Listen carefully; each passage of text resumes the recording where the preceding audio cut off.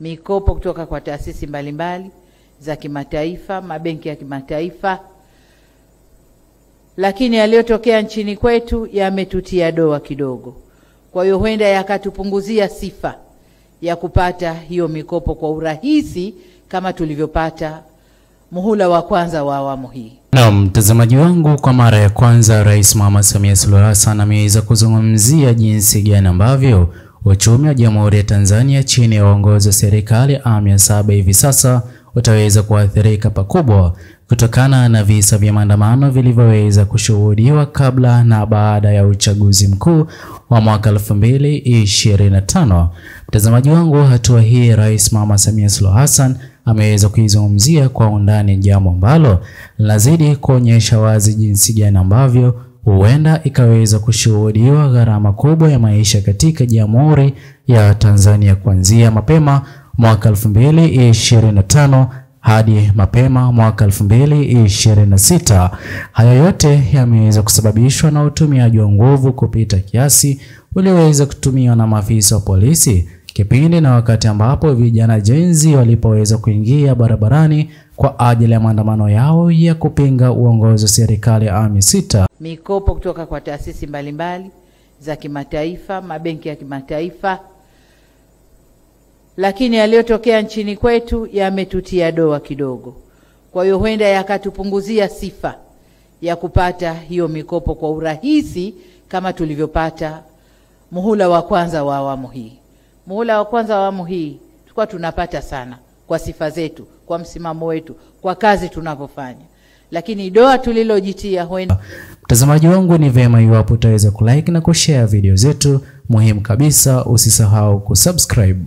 Naam, mtazamaji wangu, kile ambacho Rais Mama Samia Suluhu Hassan ameweza kukizungumza ni dalili tosha ambayo ataweza kusimama nayo kipindi na wakati ambapo huenda Tanzania kaweza kuongezewa nafasi ya kulipa ushuru ama kupandishwa kwa kutozwa ushuru kwa wananchi wote wa Tanzania kwa njia moja ama nyingine. Hivi sasa sote tunafahamu jinsi gani ambavyo uongozi mzima wa serikali ya CCM, serikali iliyokuwa ikiongoza awamu ya 6, awamu ya 7 hivi sasa, waliweza kuingia hasara kubwa kutokana na kile kilichoweza kutokea wakati wa maandamano. Hivyo basi, kwa kuwa taifa ni lazima liweze kusonga mbele kwa njia moja ama nyingine, iwapo hawataweza kutoza ushuru kutoka kwa raia wa Jamhuri ya Tanzania, moja kwa moja wataweza kukopa katika mataifa ya kigeni. Ila kutokana na kile ambacho Rais Samia Suluhu Hassan ameweza kukizungumza, inaonyesha wazi kwamba mikopo iliyokuwa ikipata kutoka katika mataifa ya kigeni haipo tena kama ilivyokuwa hapo awali. Hii ikionyesha wazi kwamba uongozi huu wa serikali awamu ya 7 hivi sasa wataweza kulazimika kutoza ushuru kwa wananchi wa Tanzania, ndipo ambapo waendelee kurun ekonomi ya Jamhuri ya Tanzania. Na mtazamaji wangu, sote tunafahamu kwamba iwapo watu wataweza kutoza ushuru kwa kiasi kikubwa ama kiasi cha juu, moja kwa moja gharama ya maisha itaweza kupanda. Mbaya kabisa, hatua hii itaweza kuathiri vijana Gen Z ambao hawana ajira.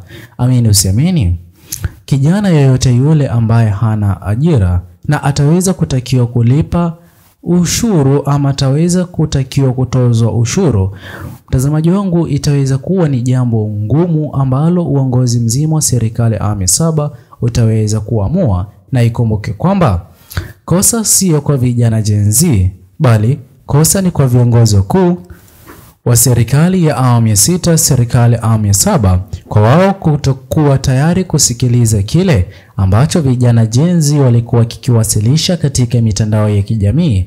Moja kwa moja inadhihirisha wazi jinsi ambavyo iwapo uongozi wa serikali awamu ya 7 na ya 6 kwa wakati huo ungeweza kukubali kuweka ajira katika Jamhuri ya Tanzania, moja kwa moja basi uongozi huo usingeweza kuingia hasara ambayo hivi sasa ipo. Pia utumiaji wa nguvu kupita kiasi unaozidi kuonekana hivi sasa kutokana na vipande vya video vinavyozidi kusambazwa katika mitandao ya kijamii.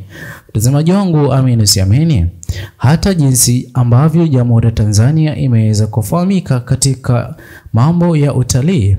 Ni ngumu hivi sasa raia kutoka katika mataifa ya kigeni, iwapo ataweza kupatana na vipande hivyo vya video vinavyozidi kusambazwa katika mitandao ya kijamii, ambavyo vinaonyesha wazi kwamba ukiukaji wa haki za binadamu, vitendo vya kikatili vinavyozidi kufanywa, na jinsi ambavyo inazidi kudaiwa kwamba sio uongozi haukuwa unafahamu, bali uongozi huo uliweza kutoa amri kipindi na wakati ambapo kafyu ilipoweza kutangazwa, na ndipo ambapo mambo hayo ya kusikitisha, ya kuvunja moyo yaliweza kufanywa kwa vijana hao Gen Z, ikidhihirisha wazi na jinsi gani ambavyo watu, hata watalii wa nje na wa ndani, hawana imani kabisa na uongozi mzima wa serikali ya awamu ya 7 hivi sasa.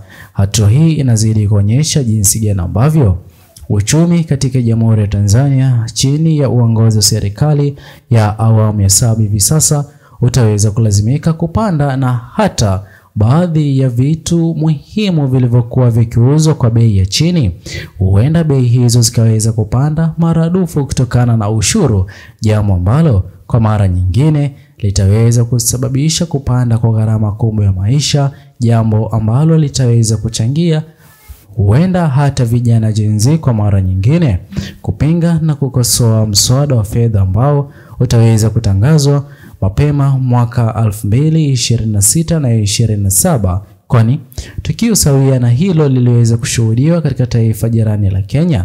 Sote tunafahamu jinsi gani ambavyo wakati wote ule taifa litakapokuwa limeingia katika wimbi la maandamano, mswada wa fedha wa mwaka huo ama miaka ijayo huwa inapandishwa ili kujaribu kustabilize economy. Na mtazamaji wangu, amini usiamini, hatua hiyo iwapo itaweza kufanywa katika Jamhuri ya Tanzania, moja kwa moja itakuwa ni pigo kubwa kwa uongozi mzima wa serikali ya awamu ya 7, kutokana na ukosoaji watakaoweza kuupata kutoka katika raia.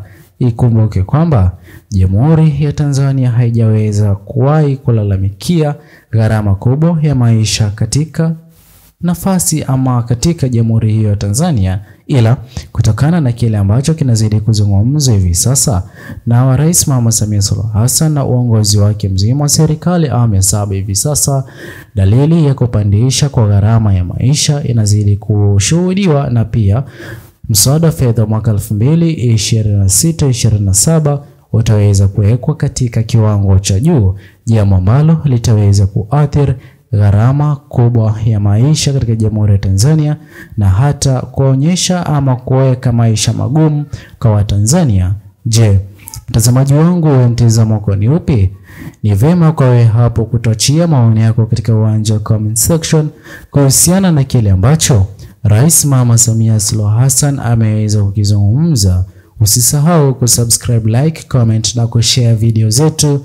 Bye bye until the next video.